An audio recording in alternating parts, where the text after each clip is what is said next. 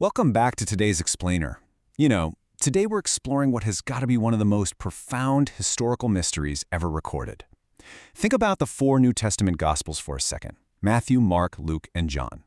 We get this incredible vivid detail about the birth of Jesus and an absolute mountain of information about his final 3 years of ministry in Palestine.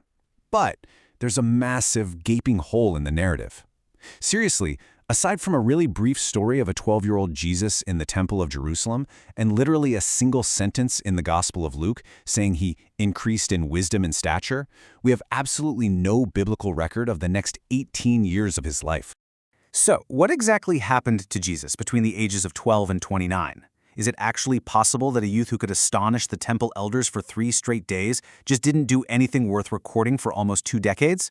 Well, our source material today explores a totally different, non-biblical narrative. It suggests the answer to this mystery isn't found in the Middle East at all, but rather thousands of miles away.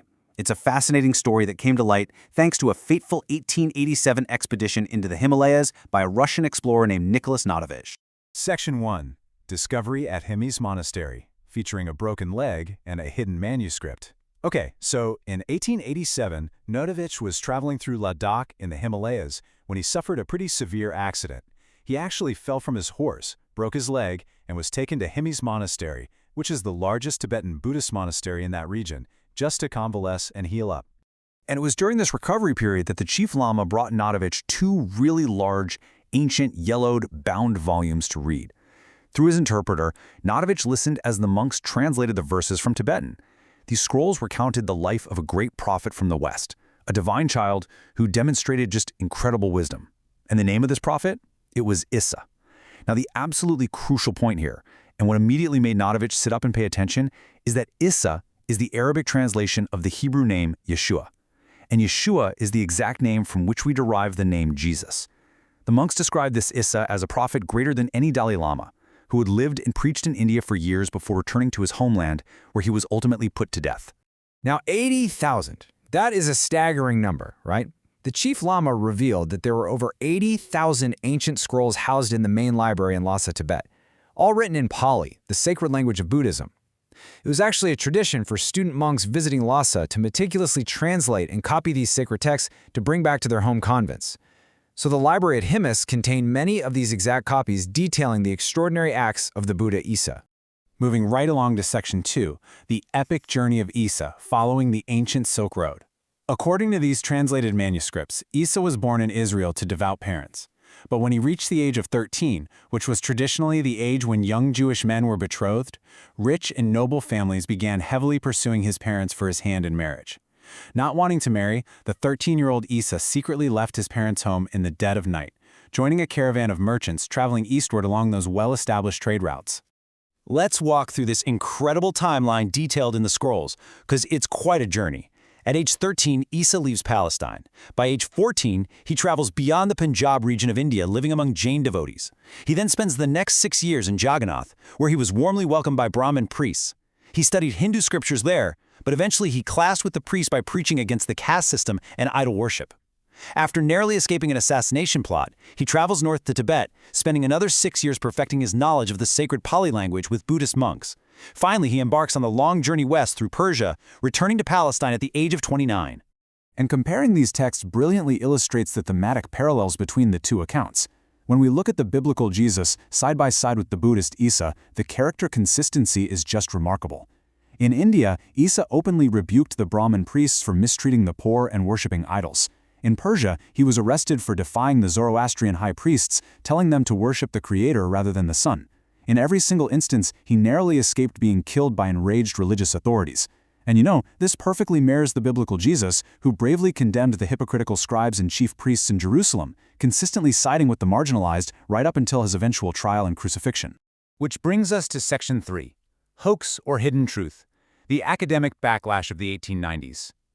As you can probably guess, bringing this story back to the West did not go smoothly, and a fierce academic conflict erupted almost immediately.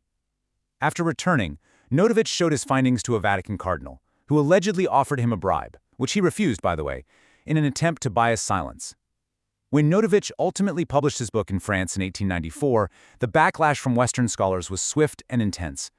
Notice the really tense he said, she said dynamic that unfolds over the next several decades when we track the data. In 1887, Notovitch finds the scrolls. But in the 1890s, renowned Oxford scholar Max Muller sends British officials to inquire, and Professor James Douglas actually travels to Hemis personally. Their finding? The chief lama flatly denies the scrolls exist and claims no foreigner was ever allowed to translate them. It seemed Notovitch was completely debunked. But fast forward to the 1920s and 1930s, and independent seekers like Nicolas Roerich and Gloria Gasquet traveled to the exact same monastery and verified Notovich's original claims completely. So the absolutely crucial question is, how do we logically resolve this glaring discrepancy? Why would the monks hide the scrolls from some people and show them to others? Well, our source points out a very clear historical context. When Muller and Douglas sent their investigators, they were British officials coming to interrogate the monks. Keep in mind, India and its surrounding regions had suffered immense plundering of cultural artifacts and sacred texts under British rule. The protective Tibetan monks were naturally and understandably highly suspicious of hostile foreign interrogators. Furthermore, Buddhist tradition heavily dictates testing the spiritual motives of any visitor before ever revealing sacred truths to them. Let's look at Section 4, the corroborating witnesses. 20th century seekers uncover the truth. You see, the later visitors to Hemis weren't hostile academics at all. They were deeply spiritual seekers. In 1922, Swami Abhedananda, a highly respected Indian spiritual ambassador, visited Hemis and was shown the exact texts which he translated into Bengali. Later, Professor Nicolas Roerich, who was a renowned philosopher and literally a 3-time Nobel Peace Prize nominee, traveled the region. He found ancient local legends of Jesus rested at the same ponds and was shown the very same manuscripts by the monks, confirming Notovitch's exact claims. But perhaps the most powerful corroboration happened in 1939. Gloria Gasquet, the head of the International Fellowship of Faiths, and her friend Elizabeth Kaspari visited Hemis. Because of their genuine spiritual intentions, they were warmly welcomed.